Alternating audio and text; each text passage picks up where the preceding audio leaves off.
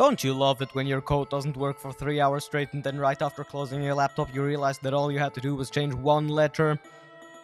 Yeah, because that's what happened to me when I was reworking the code for world generation in my indie game. You see, until now, I had two noise maps generate the terrain for me. One placed all the biomes and the other filled the lakes and coastline. However, this results in unnatural biome distribution where it's all way too predictable about what borders what. For example, let's say this shape right here makes a stone biome. Well, based off of this and my world generation code, anyone would know that within that stone you would find mushroom, and around that stone there would be wool, flesh, dirt and forest in that very order. Also yes, you heard that right, both wool and flesh are biomes. Why? My game is about a ghost that needs to build itself a body to survive and interact with the world. Also, your stats change depending on what body you're wearing. So for example, diamond is more durable than wood, but wood can swim longer than diamond. Anyways, back to world generation. It still uses two tile maps now, but they work together to create the biomes. One is for temperature, and the other for humidity.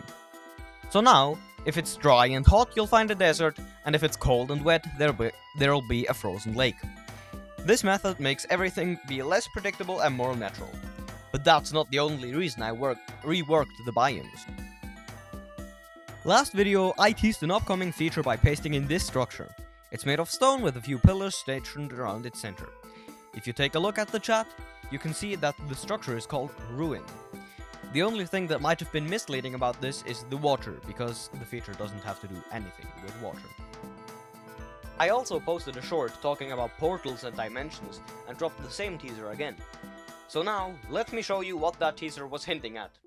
A cave dimension. In here, you will find these ruins that I teased scattered around like altars in the overworld. Also, there's ores everywhere.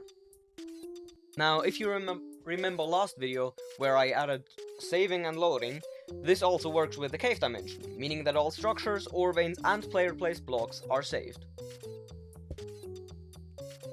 However, a valid question you may ask yourself is, why are the caves a separate dimension instead of just, a hole in the ground? Originally, I did plan to make the cave that way, but then it just would have taken even longer to load into a world, and in a top-down perspective, caves just don't really work out without making them a separate dimension. And what's the problem with a dimension? That's right, the entrance. The Minecraft Nether is a great example for this, since you can build your portal wherever you want once you've progressed a little into the game. But there's a problem with the Minecraft approach. It's too far-fetched. Like, let's be honest, in your average playthrough, you wouldn't just go, "I've built such a cool house and mined for so many diamonds. Time to build an obsidian rectangle and light it on fire." No, you'd have to have some kind of hint to what you do. That's what ruined portals are for.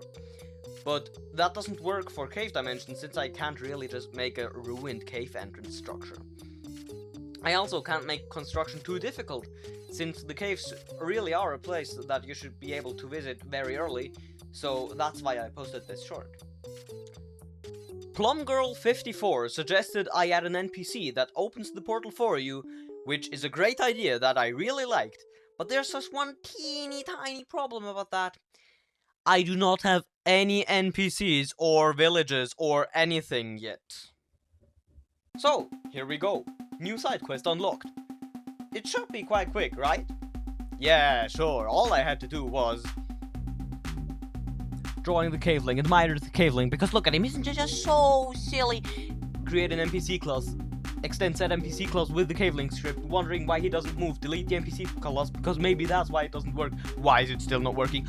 Oh, that's right, it's not in a platformer game. Then why is his movement set to platformer mode? Change it to top down. Works. Forget to recreate the NPC class. Create NPC class. How should he spawn? Village. How to village. Monolith. Create block entity class. Create happiness system. Allow monolith to interact NPCs. Wait, are monoliths just Terraria pylons? No, you can't fast travel. Whee! Now you can. Anyways. How does the cabling open the mineshaft? Dialogue. Create a flexible dialogue system, which works with any amount of buttons, by the way. What should he say? Create some generic lines. This has no relevance to this video at all, but wow, that was first take! Wait, yes, what should he say? Well, that's where you come in. If you have any ideas on what the caveling should append to his daily vocabulary, leave a comment or join the Discord in the description. This doesn't just count for dialogue, by the way. All ideas are welcome. Just like, for example, the one of PlumGirl54. Oh boy.